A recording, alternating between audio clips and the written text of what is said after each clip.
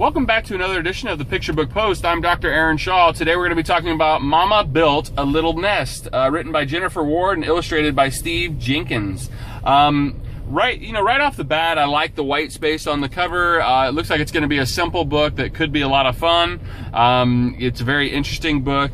This little yellow part right here is actually from my library that tells me that it's going to be a nonfiction book. I did not know that when I picked it out. I just knew that it was a newer book, so I wanted to check it out. And it is a nonfiction book. It's basically a nonfiction about birds and their nest and what do they look like. And so it kind of, each section has a little a poem about a bird, a mama bird, and how she would build her nest if she was this kind of a bird.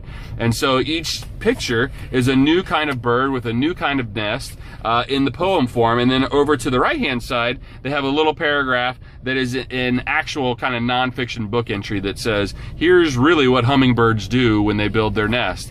And it just kind of goes like that again and again. This is a cowbird, and we find out that cowbirds actually steal other birds' nests and lay their eggs in it, and then leave their eggs and let somebody else do it. We find out that the emperor penguin, they actually give the egg to the male, who then protects that egg as he sits on it. And it just kind of goes through this again and again and again. The falcon carves his into the edge of a cliff. So it's a really fascinating nonfiction picture book.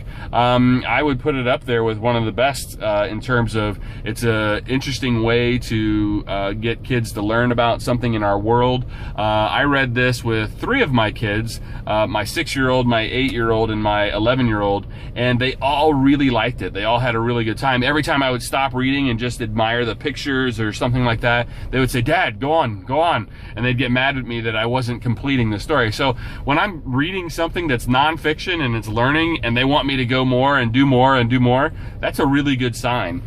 So I think it's basically fascinating enough information that kids are very interested to know, like, ooh, what kind of bird makes this kind of nest, and how's that nest different than other birds? And that's really cool. And so they really got into it. I would highly recommend this book, especially for anybody that likes birds. But for people that are interested in animals, again, you couldn't do any better than this in terms of a nonfiction book. So go check it out. Thanks for listening to the Picture Book Post, and we'll talk to you next time on the show.